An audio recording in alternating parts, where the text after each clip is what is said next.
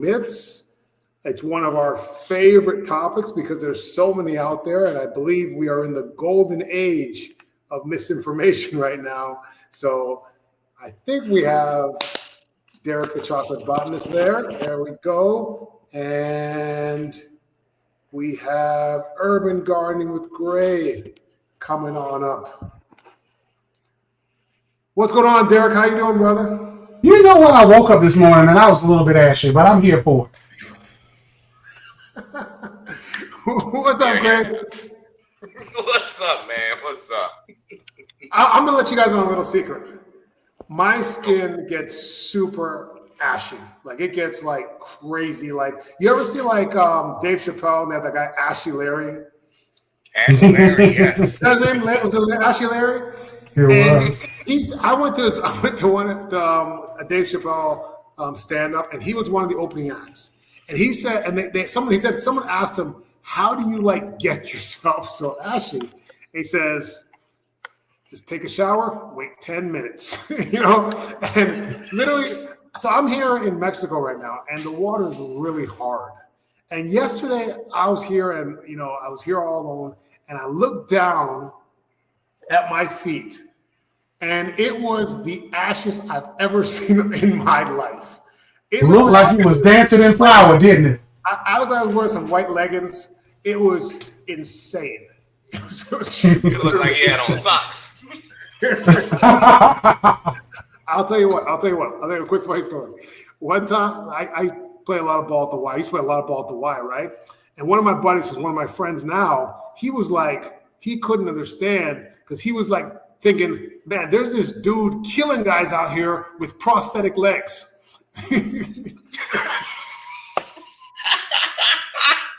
Accurate. Not prosthetic legs, Jesus. Yeah. Oh man, that's a whole nother level of ashiness I've never even knew existed. Yeah, it was crazy. Oh my goodness. Now, if y'all say we're frozen on Instagram, is it me? Yeah, go for it, Derek. What you do? No, I was going to say, if y'all saying we're frozen on Instagram, let us know you can still hear us. But this weekend, I went to Gunter's Greenhouse. I don't think we are because we can see each other, but that doesn't mean anything. Instagram can do anything. This weekend, I went to Gunter's Greenhouse. They were having a beautiful plant sale. They are doing plants online. I got this beauty for $30 with 20% off. It is a philodendron Atabaponies. A lot of syllables there. And it is quite lit. And look at these ruts. Y'all see these ruts? Y'all see those ruts? These are some ruts here. So with that being said, ruts. Like, yes. It's weird to me to hear someone say ruts. Like, is that Eastern Carolinian? That's the Southern. See, Andre, you in Florida, but Florida isn't really the true South. So that's right. Yeah. Florida's something different. Like, Florida's something just differently different. I feel like when you hear everybody say a word a certain way, like, how do you continue to say it your own way? I don't know, but if I threw you off a little bit, I just have to say I'm sorry.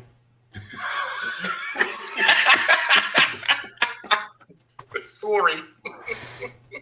It's sorry. It's sorry. My grandfather was like that too. My grandfather grew up in New Orleans. And while he didn't still have his New Orleans accent when he was living in Baton Rouge, where I'm originally from, still, to the day he passed away, he still pronounced some words a certain way. So he would still say herb when he was referring to oil. Mm-hmm. I'm like, Papa, if the word is oil, O-I-L, oil. Like, no, boy, hand me that Earl over there. Like, if you meet anybody in New Orleans, they call it Earl. E-A-R-L, Earl. I'll tell you what, I went hunting one time, and the guy that had like the camp, it's in Georgia, and he kept on saying how the deer were eating acres. You know what acres are? Yeah, acorns. Acorns, yeah. They were eating acres. And then later on, he said corn. And I'm thinking, wait, you can say corn? That's one syllable.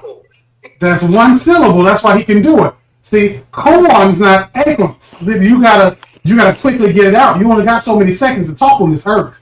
And this is why we talk like we do in the South. You only have so many seconds. All right. Greg, what's going on with you? What you been up to? Oh man, this weekend I was knocking down that honeydew list because I started off by cleaning up the patio on the container garden area, but then I looked up and I was like, oh, I'm not gonna get my sunlight because the branches off magnolias, not magnolia tree, was mesquite trees, okay. Let me get up on the roof. I started cutting down branches, and then I looked over on my solar panels, and I saw that I had like 6 branches hanging right on top of my solar panels. And I had to prune back my pecan tree.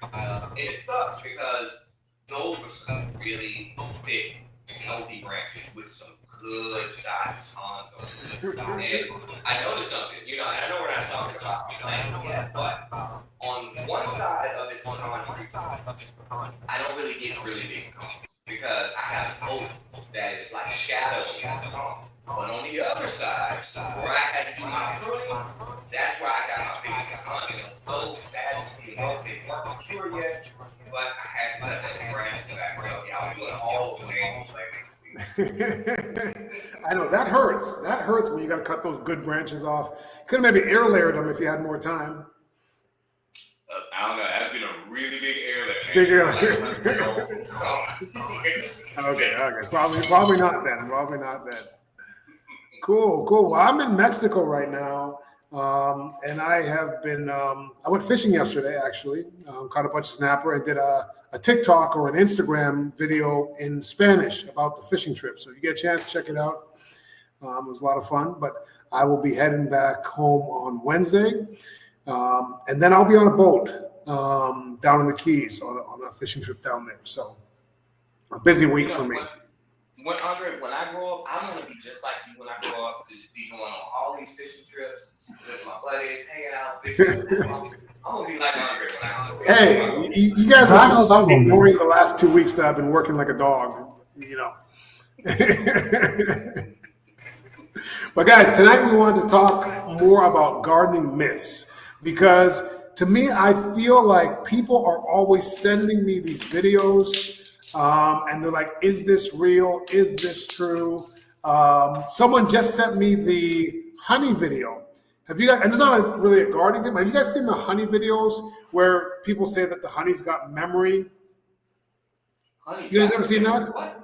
No. Well, there's a large percentage of the population that believes that water has memory and remembers shapes and things like that. But a lot of people believe honey has memory. So if you take honey and you put it in a dish of water and you just put it on like the bottom and you put water on it and then you swirl it around, it will form. Oh, yes, I have heard that. There's. Now, people believe that's how you tell if it's real honey from the bees, if it makes that pattern because it remembers being in hexagons, right? Now, I did this experiment and I got hexagons. Mm-hmm. The problem is I did it with Aunt Jemima. So pretty much any viscous liquid, if you do that, it's going to form a hexagon-like pattern. Yeah, I'm in total agreement with you because you guys know my other profession is that I'm an automotive mechanic and we work with viscous fluids all the time. So when you're talking about your motor oil, your engine oil, you're talking about your transmission fluid, the same exact thing, that viscosity that we're talking about, that thickness in it. So when you're trying to test whether it's real or not, that's not really testing anything. That's just testing how thick it is, the viscous. Yes, exactly. It's a viscosity test. That's all it is, a viscosity test. But anyways, some of our plant myths. What myths have been sent to you recently about plants? Well, I'm not gonna lie to you. It's one that I actually used to believe. So it's the whole plants clean your air in your home. Yeah, this is one that I actually used to have. Because in 1988, there was a NASA study that stated that having a certain number of plants in your home or in the area they were testing in, it would essentially clean the harsh chemicals that could be in the air. I believe it was like turpentines and other chemicals. I can't remember the exact chemicals. When Derek gets back, maybe he'll be able to elaborate. But I thought thought that was true because it was from a NASA study. But then in 1989, they came back and debunked their own study. So they had proved themselves wrong. Like, oh, actually, no, this is not a valid study. But I was one of those people that believed the hype too. So every time it surfaces, I'm like, yeah, I know where you're coming from, but no, actually, this was debunked. When it comes to our plants, I mean, I love having my ornamental plants around. I mean, as you can see, it's a proverbial jungle back here. I love my garden. It's really just for the love of the plants and the ambiance. They really don't clean the air like we believe. What are your thoughts? Chocolate? He's still, okay, all right. So I'll tell you, like, I believe that plants do, to some degree, clean the air. However, I believe it's more on the level of, like, you know, if I put, you know, an extra, you know, apple in my truck, my gas mileage will go down, right? right, because there is additional weight now. So in theory, this is a thing, but in reality and practice, it's not a thing. And even if a snake plant It's not a thing. Right. Even if a snake plant does it the most, I don't think that when they say it does it the most, that it's significantly different than all the other plants do it. It's just, you know, maybe a fraction of a insignificant fraction more than some other plant. Exactly, Mundo. Let me jump in here. Please, let me jump in here. Because the people of Big Plant Hack don't want me to speak. This is like everything I had started acting wild. All of my tech was freezing. Everything, computer, laptop, phone, all of it was like, no. Because this stuff doesn't work in the way that they say. Plants are very meticulous. They are very magical to me, but they are not miraculous in the way that you all would love to believe based off of what a random post on the internet will tell you. They don't improve air quality in a discernible way for you. When it comes to that, honey has no memory, water doesn't have memory. They will tell you that. All of these plant hacks are based on a misunderstanding of science and just that somebody wants to mislead you. So lately, I'm sorry, you got plants that will be sold on big ticket numbers with tags that says improve air quality. But the people doing this know it's just a marketing ploy. Because when I go to the conferences, they already know this is silly, but we just do it to make money. Right. And I'll tell you what, a lot of times some of these things are just basically one person says a thing and everybody just jumps onto the thing that that one person said. Right. I'm so glad you said that, Andre. Okay, so does everybody remember that little time that we were all trapped at our house called COVID? And what's the thing everyone kept telling us we needed to do? We needed to social distance, social distance. And, you know, I'm a little nerd, you know, even though I mispronounce things, I'm a nerd when it comes to, like, using a word correctly. I was like, no, what we're doing is physical distance. We're keeping physical distance from one another. We're not socially distanced. Socially distanced is if you and I are friends and I haven't called you in 5 minutes, that's social distance. But going to what you were saying, that we keep saying something over and over again, I call myself like, yeah, we use social distance. I'm like, damn it, that's not the word. Well, I'll tell you what. Sometimes things don't work the way we want them to work, but one of the things that you can do to make sure your things work all the time is use Retain spray. Now, this stuff is all natural. It helps lubricate your tools. It also disinfects your tools. And I do a lot of grafting. I just had my first Mexican graft success. Literally, Thank you. Last time I was down here, I took a branch off an orange tree and I had my Retain here in Mexico. I got one here and I got one in Orlando. And I spray my shears with this to make sure that I have clean shears, because when you're grafting and air layering, sometimes a small amount of bacteria can make a big difference in the success of your plants. And also, if you want your tools to last longer, Retain. It's all natural, lubricate your tools. Excellent stuff. You can get it on Walmart.com and also Retain.com as well. Retain. Yeah. So, you know, it's funny you mentioned Retain because I actually had to use something because I didn't have any bar and chain oil when I was doing all that pruning on the pecan. I put a little bit of Retain right there in my bar and chain oil, glued that chain right on up, kept on cutting. Yeah, actually, I used it on my chainsaw when I don't know if you saw the video where I top worked that avocado and took all the branches off. That chainsaw was in my greenhouse, and the greenhouse has an open top, and it was getting rained on. It was rusted. It couldn't even move. I fought with that thing forever, and all I had was retain, and I just drenched the retain in there and just kept working it, and now it's working fine. Boom. You getting it better than that. So, myths. What are some other myths that would, Derek, what have you got recently when it comes to myths? So I'm going to tell y'all, but what I want y'all to do is on the YouTube and on the Instagram, put in your myth. The thing that somebody told you is a plant hack. You put that in, and we're going to do some live debunking. Because the one thing I often will talk about is banana water, because that's not beneficial. But I will also talk about coffee, being able to shift the pH of your soil, or even because I guess I still get banana water. I still get Banana water.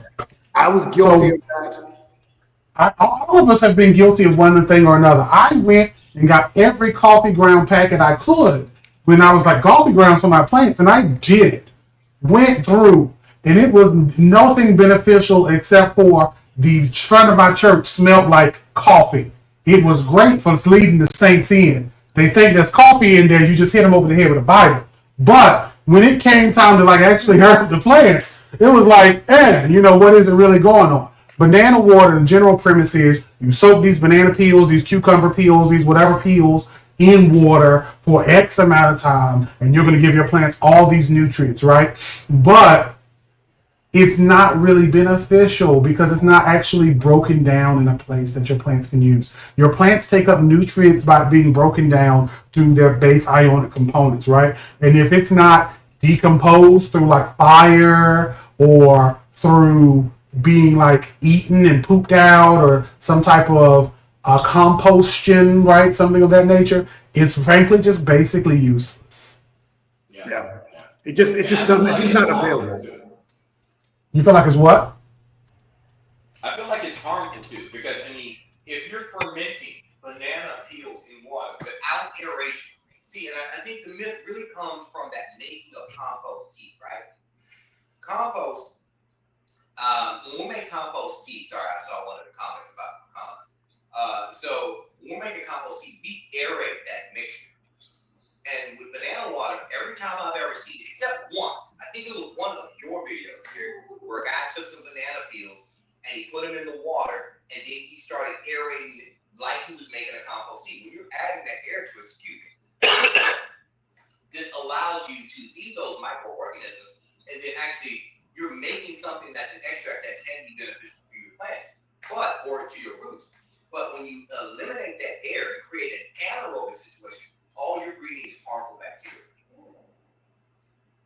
So someone in the comments mentioned the eggshells in the soil. I know we've discussed that, but break it down for us, guys. Eggshells in the soil. Eggshells, they are a winner if you plan on having calcium in the next 10 years. If you need that in the next 10 years and you got time, you got a real long game plan. You starting your garden plan right now, yes. 10 years from now, I'm going to need some calcium here. Yeah. But if not, then you want to do it immediately. And I showed that on a video on here last week and a couple of videos on my page where I literally threw some eggshells into vinegar, right, live. And then it started bubbling and I got distracted and I wasn't listening to anything else we were talking about. When it comes to the eggshells for your plants, that calcium, you want it immediate. And unless you make a fine powder, you can get it within that year span. But even then, generally when you see that you need calcium, you want it right then, and that's where you just take them, still make a fine powder, or just crush them as best as you can, and then mix them with some white vinegar. All right, so speaking of eggshells and the fact that you're not getting that calcium in 10 years, what about magnesium? This is what about magnesium. How do you feel about adding magnesium to your garden? This is like me and Andre versus watermelon, because he don't eat it. But when it comes to, all that place, y'all don't know this. He didn't all the way tell y'all. So he is in Mexico, but he's in a castle because he lives in a castle. And in that castle, I once heard They didn't allow watermelon there either. That's why he bought it. He was like, no watermelon whatsoever. When it comes to magnesium in the Epsom salts, I am always like, unless you see a deficiency, if you see your plants need something, like there's a plant beside me that has some yellowing leaves. There's something going on there. I need to figure out what it is. But if your babies are green and growing, unless you are like Andre doing a hell of a lot of fruit trees, a hell of a lot of vegetation outdoors, or you're growing something that requires a lot of quick growth, most of the fertilizers you get would have that magnesium. So I'm always like, no Epsom salts, but there's like an asterisk. And that asterisk is, it works, but you typical home gardeners don't need it. All right, well, I'll tell you what, I grow a lot of mangoes, and I am in touch with a lot of people in the mango community, including one of my friends who owns a nursery, and he has over 200 varieties of mangoes in his backyard in pots. And he feeds his mangoes Epsom salt like once a month. He gives them a handful of Epsom salt. I do it probably once or twice a year, if I remember.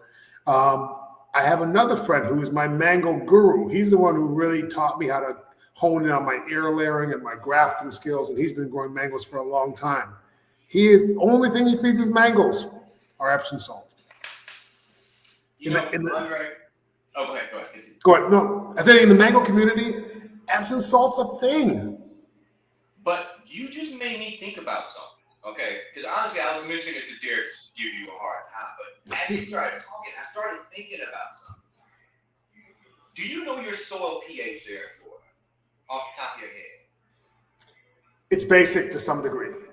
Basic to some degree, but your soil is very sandy, right? It's very sandy. I think I think you actually do need to manage because typically, excuse me, as soon as I start talking, I caught my kids cold, being the good dad that I am to the parent of kids, but now I have to go. Of course. But to that degree, whenever there is a deficiency in soil, typically it's going to be heavily sandy soils and very acidic soils. So you actually, and most of the mango growers you're talking about are right there in Florida, right? Yeah. I think that might be the reason why the magnesium works for your particular situation. So, for instance, out here in Texas, I have a lot of clay, I have a lot of rock. I actually have a lot of magnesium in my soil already. And then plus, I do a lot of container growing. And so I'm buying like the bag soils and so forth. Those bag soils, they're going to have that magnesium already in them. So I don't add anything. But in your particular situation, I think you're 100% spot on. And this goes to say, when someone's giving you gardening advice, don't think all gardening advice is just good and a blanket statement across the board, because everybody's situation is a little bit different. Laundry's in a different growing zone, has different soil, different requirements. So I think that's why the magnesium might work. I literally just came to you while you were talking. And I'm glad you mentioned different, everyone has their own situation, because even people in the same neighborhood can have a completely different situation. I've seen things that don't grow in my yard, and, I plant one in my neighbor's yard a couple of doors down, and all of a sudden it's growing better than it grows in my yard, So things can vary a lot in even short distances. So, yeah. Definitely. Guys, if you have any questions, leave them in the comments. But I want to mention Sonia's Bug Spray. This is one of our original sponsors. So the show is brought to you in part by Sonia's Bug Spray. This, I don't even like to call it bug spray, because this is like a lotion. I put this stuff on even here in Mexico, and it feels like lotion. You'll never not want to put it on. I probably should use it even more, even when I'm not around bugs.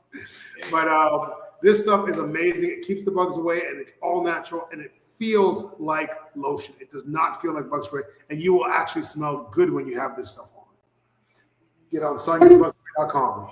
And those two have never been attacked by a kangaroo or a koala while wearing that. So it's actually koala and kangaroo proof. So get you some.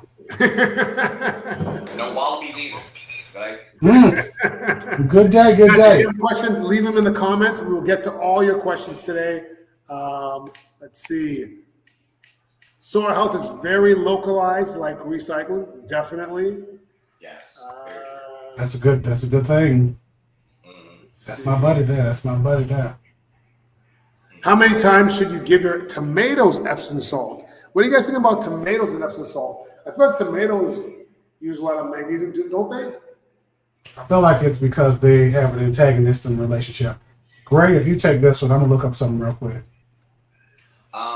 Yeah, honestly, when it comes to magnesium, I think there's only been one time that I've actually put some magnesium in my soil, and that was because it was my localized soil here, and the tomatoes basically had robbed the soil of a lot of the nutrients. And so I did use a little bit of Epsom salt, and plus I was having other issues going as well. I mean, like I was really having an overall nutrition problem in that batch of tomatoes. So we were having some blossoming and rot, so we were having some calcium problems.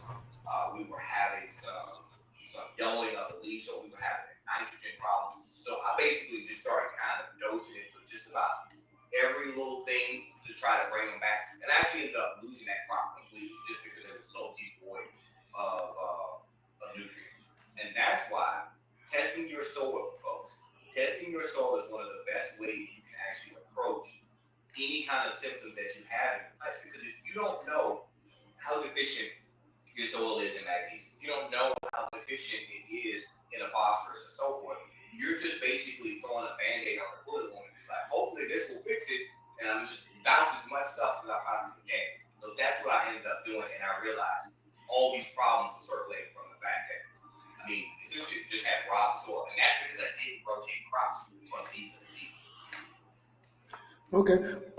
Miss Lagnia asked, what could I use for nutrients for bananas? Bananas. You grow a lot of bananas, right? You have like all the bananas. Like, dude, I would have like one type of banana. I have like Cavendish, but you are like the banana king of Florida, right? I'm not the banana king, but I probably got about 10 different types of bananas. I feed them my kitchen scraps.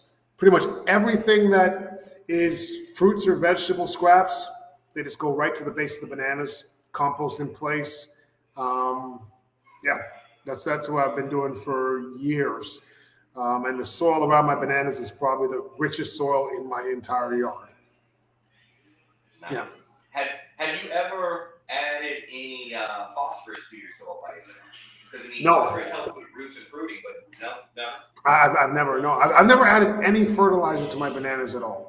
They strictly, kitchen scraps kind of. We eat a lot of fruit, a lot of vegetables, so our kitchen scraps sort of build up pretty quickly, and they just go straight to the bananas all the time. And I have a bunch of different banana areas, so just kind of rotate them and dump stuff in there. Yeah, I saw I get a lot of seedlings too, because I get a lot of like mango seedlings pop up, lychee seedlings pop up, avocados pop up. So you need to start your own seedling business. That you're making. You really should. I've got probably 20 mango seedlings right now. I give them away to patients at the office. See, when you go get your dental work, what's Hey, Baptiste orthodontics. There you go. So one of the biggest sort of, I believe, gardening myths revolves around a certain set of instruments that you can put in your garden to increase your production. I can see the eye rolls already. You know what I'm going to say? Electroculture. Oh God! I know what you guys thought. Tell the people what do you guys think about electroculture? Because there are people that swear by it. And there are people that swear they've been abducted by aliens too. That doesn't mean anything. Yeah, I've been getting a lot of people mad at me. I made a video on YouTube and I said that electroculture doesn't work. And just a recent comment yesterday was a guy like, so the myth is that, excuse me. The myth is that if you place copper wiring down in your garden, that will pull the magnetic field from the ether, and that will essentially make your garden thrive. Now, one of the myths I heard is that it will increase microbial activity. All right, and I'm gonna apologize because I think there's another sect that says something different.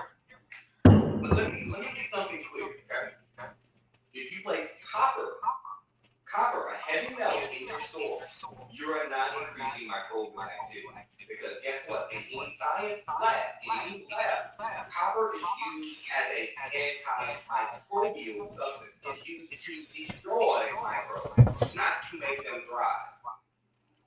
Derek, what's the other thing they say about, when it comes to the Oh my God. Electroculture, they say it does everything. It makes your plants grow bigger. It gets rid of all the bugs. It kills weeds. It does everything short of getting rid of your mother-in-law. Like, I am convinced they will attribute any good thing to electroculture. And it even is supposed to like energetically magnetize the area and then increase plant production through magnetization. All of this stuff is supposed to be what it is. And it's a bunch of lies that I just wish would go and just be buried somewhere. Well, my biggest strike against it is there's a lot of people that make money by making food, right? By producing, getting more output. And if sort of big ag does not have these friggin' copper farms like all over the place, then it's probably not making things more efficient. It's probably not increasing production. Because there would be the biggest friggin' copper setups in these farms, and they would just be increasing their yields every single year. All right, so we got a comment down there. Somebody says, "What about copper and hydroponic systems with electricity applied to copper?" That's antimicrobial. It's being used to kill algae. Like, I have copper in my pool right now. I have actually a little copper solar deal that actually helps with algae blooms. So that's what we're talking about. So you're right. It can be used in those hydroponic systems, but it's really just to reduce the amount of algae that builds in the system. And see, my thing with go for it, Derek.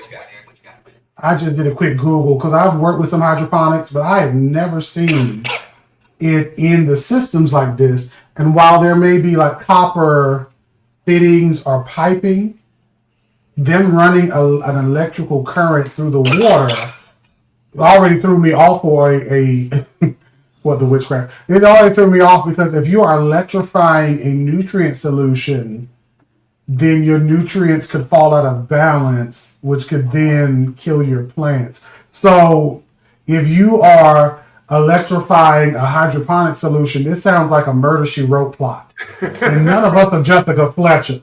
Now, they don't know Murder, She Wrote like I know Murder, She Wrote. Okay, but they need to go to Cabot Cove and figure it out. That's all I got to say. Go ahead, though. I don't know who Jessica Fletcher is. Oh, my God. Murder, She Wrote? Is that the old lady? Is that the old lady? Yes, Jessica Fletcher, the authoress. Is that her real name, or is that her like? No, that was Angela Lansbury was her real name, but she was Jessica.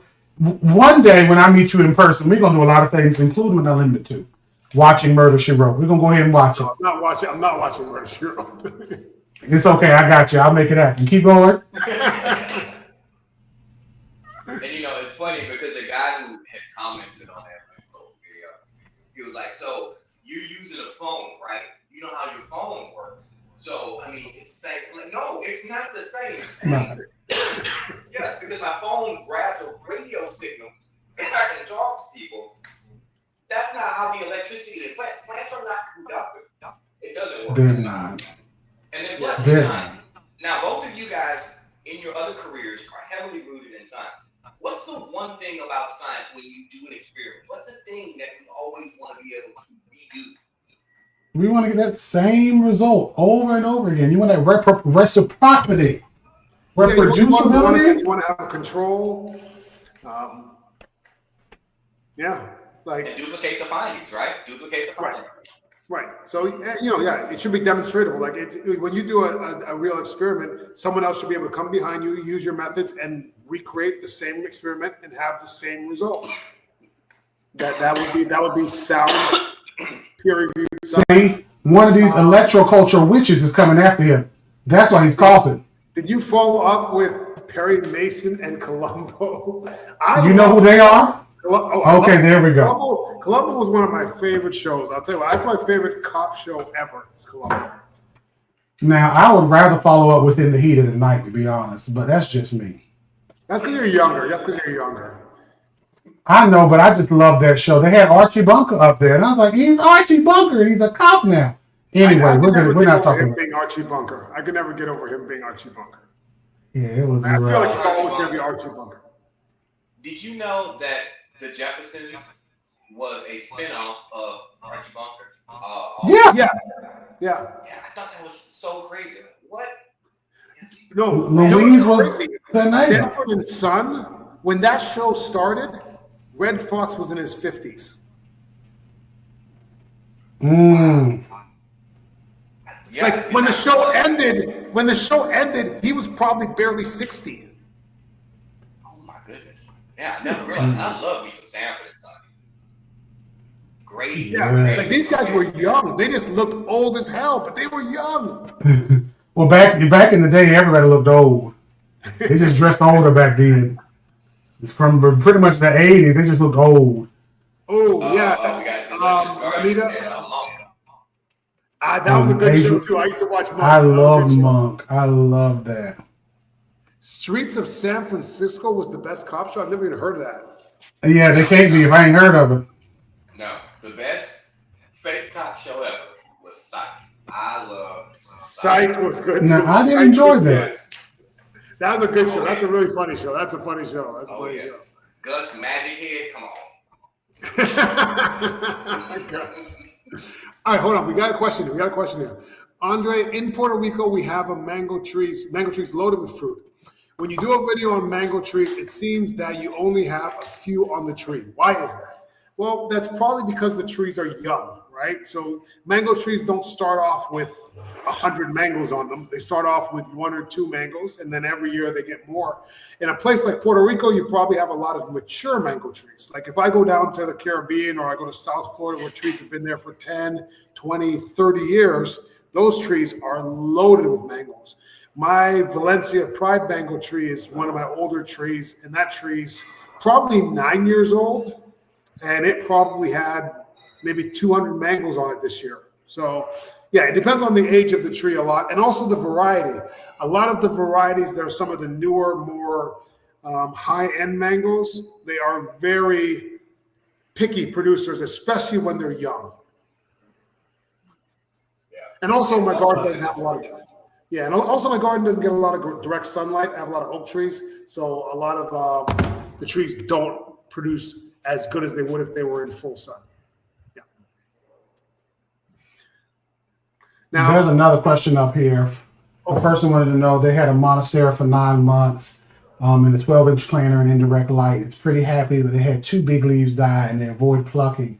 They're not sure what's happened. Maybe they watered the center too much. When you have a Monstera, any of these philodendrons, they love humidity and they love light. And if you don't have those right, if you don't have enough humidity, especially as they get bigger, if they're not warm enough, if they're not enough light, you will lose a leaf. And I've had that happen in a couple of Monsteras I have where they're in an area that's cooler, the air moves differently, and I'm just losing leaves there. And I would need to mist, or put a little humidifier over there in order just to beef it up.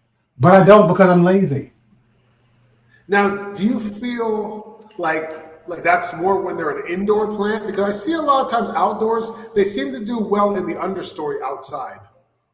Yes, in the understory outside of Florida, they do real great. But I'm in North Carolina. Floridians love to show off. Oh, I'm outside. I can put my plant outside there. Look at it growing up the tree, and then winter comes here, and all we got are pine trees. I'm sorry. Anywho, I think outdoors it would be great, but indoors is a little different. And even with all the grow lights and heating mats and everything I have, it's just hard unless you keep your house perpetually at 75, 80 all year long.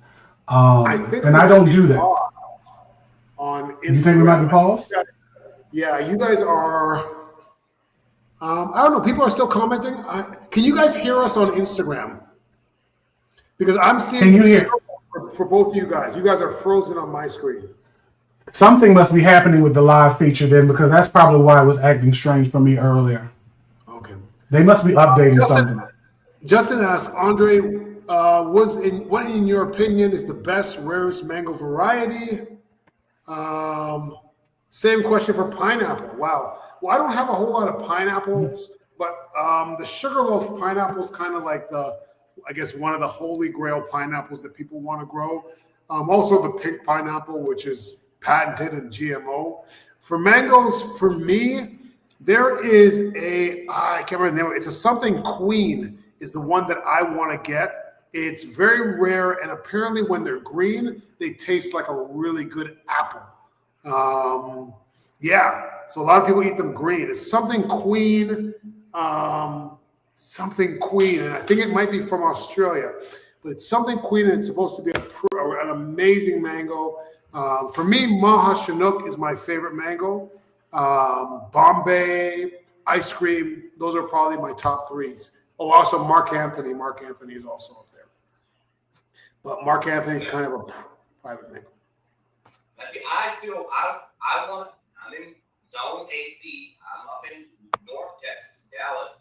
I still want to try to see if I can get a mango that I can grow in this plant, in a container, keep it green. I would love to have a small mango that I can have mangoes from. So that's what I'm going to experiment with next season. I'm going to see if I can get me a young mango and just try to keep it indoors and keep, because this room that I'm in, I keep it about a good 75 to 78 degrees in here at any given time.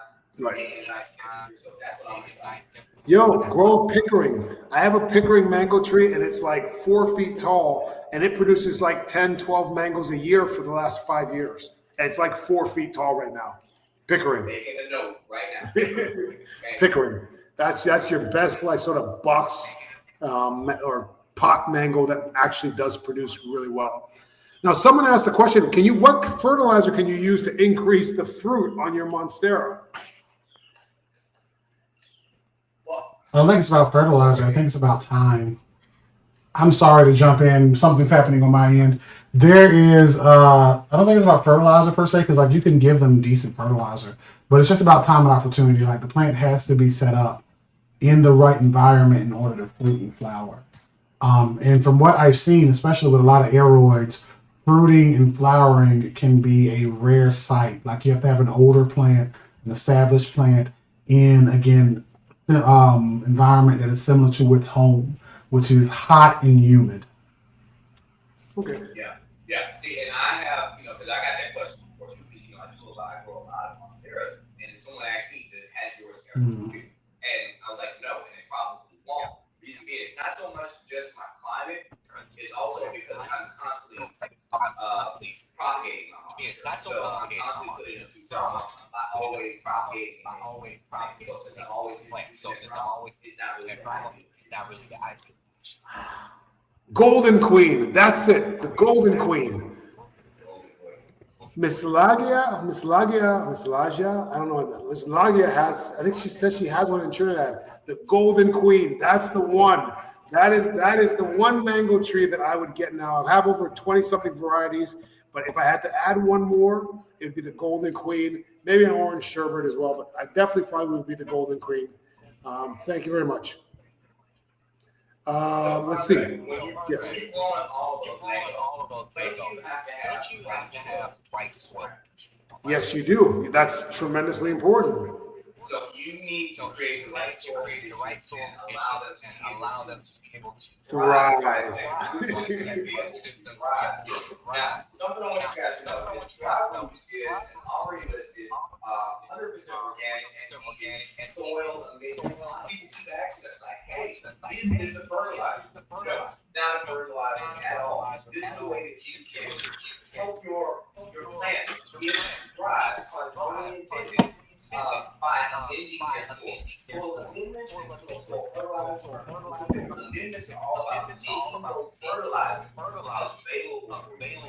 Because like we were saying before, we were talking about magnesium, a lot of those nutrients are already there. You just need to give your plant access. Thrive Roots.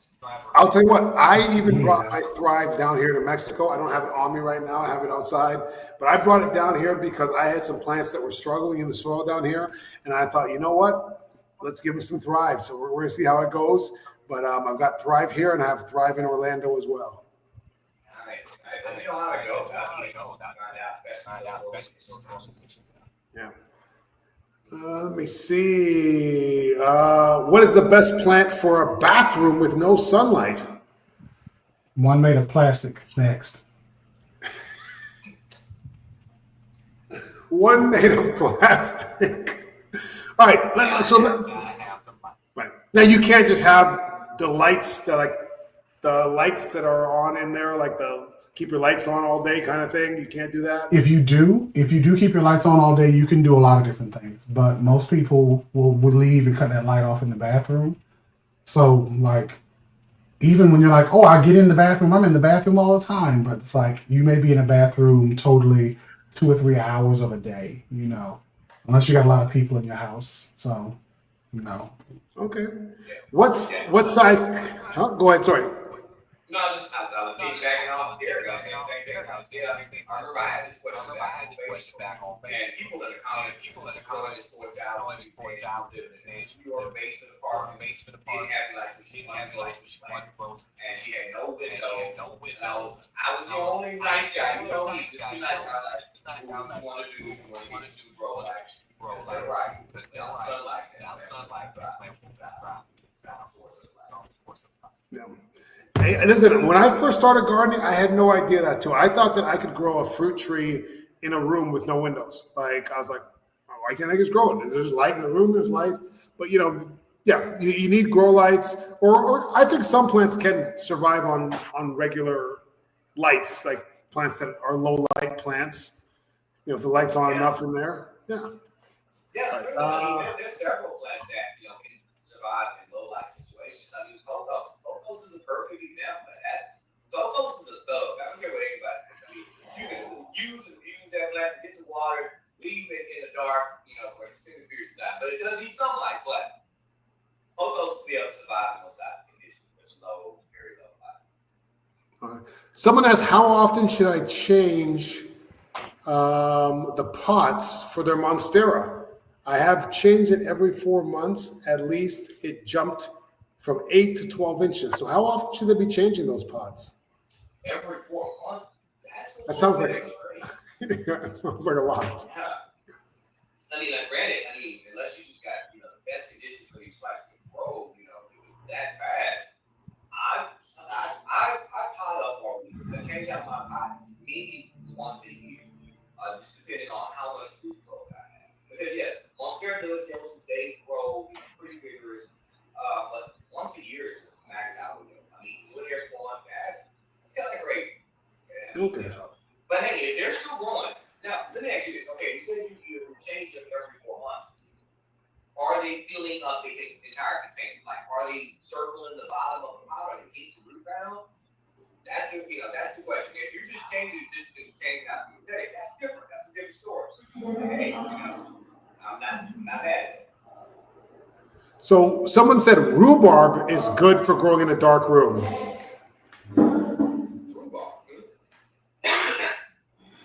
Rhubarb, I have not heard. I'm going to be honest, I have not heard that about rhubarb. But you still need to have some source of light, whatever the plant may be. It can be possibly in a low light situation, but it's still going to be some kind of all plants.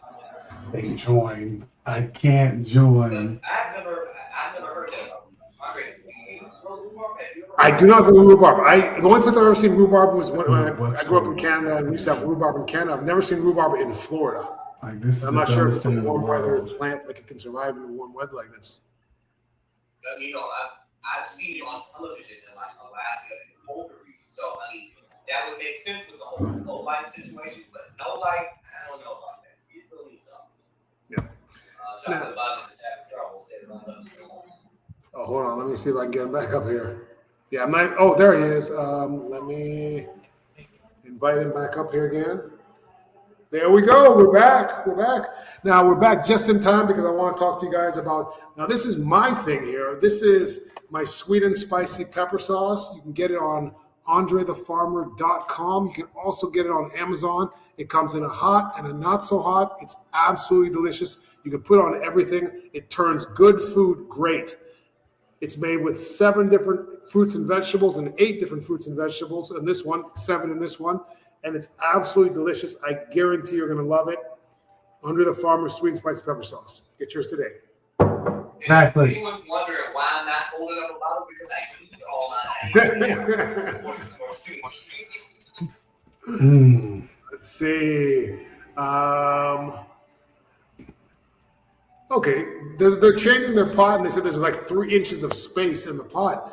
Yeah, I wouldn't change the pot so much. I feel like you're stressing a plant out if you're changing the pot every 4 months. Yeah, I just wait until it's like super overrooted. Right. I mean, because I don't know, Derek. I might have to disagree. I don't want to wait till it's completely old, found like that, because then someone's gonna go hydroscopic. Mm-hmm. But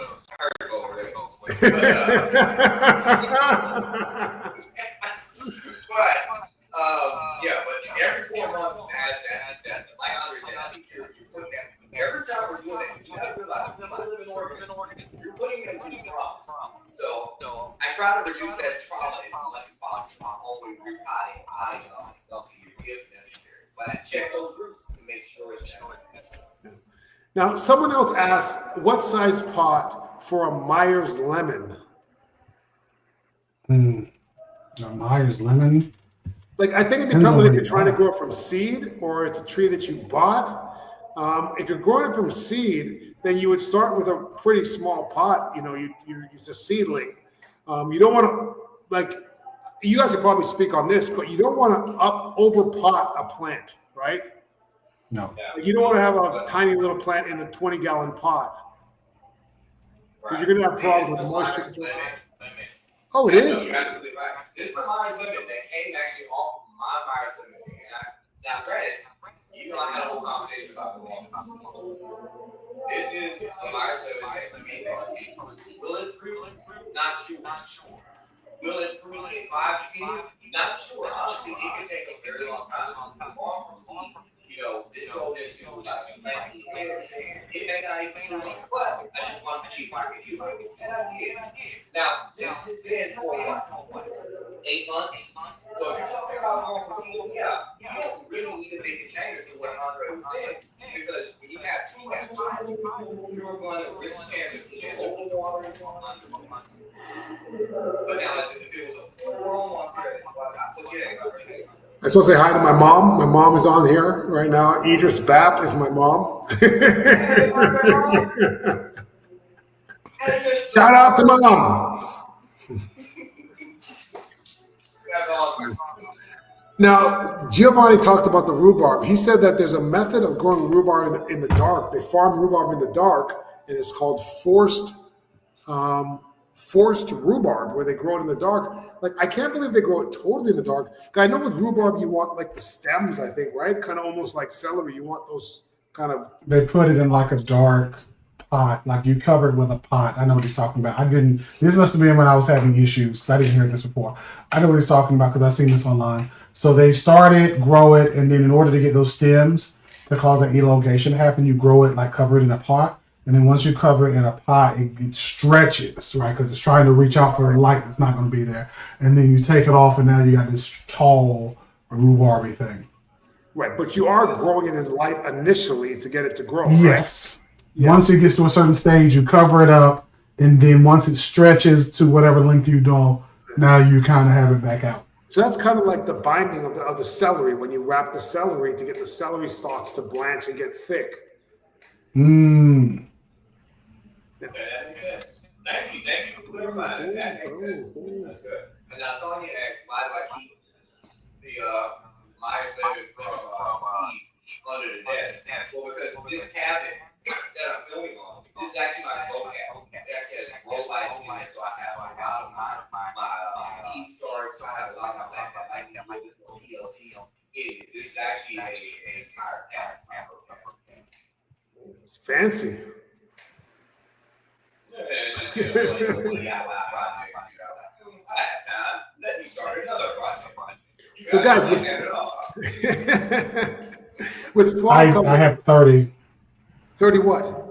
30 projects I'm working on, and I'm kind of just jump from project to project. We'll go ahead with fall coming. With fall coming, what do you guys have planned for going on? You guys tell me what you guys have planned. I'll tell you what I'm doing. Well, I need to go get something to show you what I have going. Okay, while he's doing that, he's quicker than I thought he was going to be. What you got? Bam! This What's It's that? actually a burgundy broccoli. I'm showing you on Instagram, and then I'm going to show on YouTube too. This is a burgundy broccoli that I'm growing seeds with the transplant. I'm super excited because this is a heat tolerant. Remember, I'm in Texas. This is a heat tolerant. Burgundy broccoli is going to be less likely to mold. So I've been wanting some good broccoli, and then it's burgundy. I mean, you can't beat it. It's so close to That's pretty cool.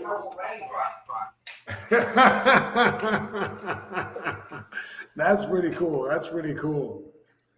What do you got going on, Derek? I found some garlic bulbs that I feel like I got from somebody or something, so I'm gonna put those down. There was some onions I found like down the street from me. I don't know if somebody just dropped onion seeds or like the homeless population planted them or whatever, but I'm gonna try to get a bunch of alums growing. So yeah. So you can get back on your garlic onion diet?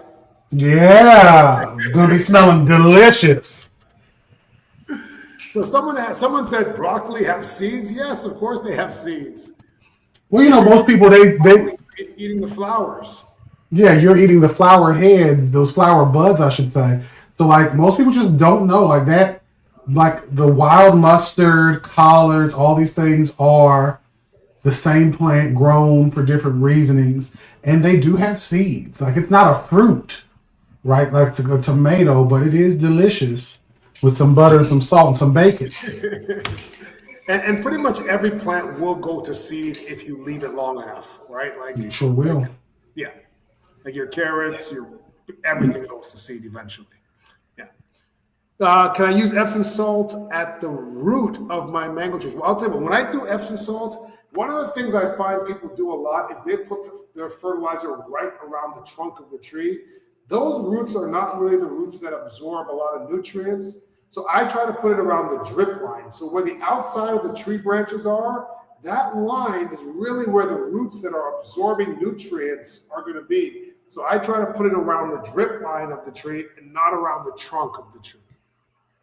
I'm glad you said it. Yes, because that canopy is going to be an indicator of where those follow that canopy and actually verify.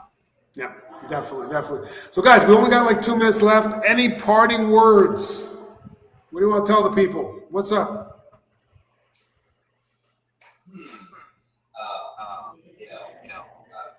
Y'all should be anywhere in the world. He's going to be here with us. Make sure that you share this video with anybody say, hey, check out the Dirt on Gardening podcast because Andre is hilarious. Jared is so knowledgeable, and Braylon is just the most handsome man in the race. I'm kidding, of course. I think you got all the roles all reversed there. I think you're like You really did. around. You really did, because I'm the You're the hilarious one, knowledgeable dang it. one. He's the funny one, and I'm obviously the handsome one. So, And meanwhile, I actually have all of those roles. I'm funny, handsome, and knowledgeable. And it's hard carrying this show. But what I want you all to remember is plant hacks, these life hacks or whatever, are made to basically get your attention, but not to help you with your plants. And it is unfortunate. And trees do not bear dragon fruit. That would be a dragon fruit plant that would bear the dragon fruit. The cactus will bear prickly pear. That's my last answer to that last question. all right, I just want to say one thing to that. Yeah, but dragon fruit is a cactus, but it's a specific cactus that produces dragon fruit. So you may get like cactus pears or prickly pears or other things from other types of cactus.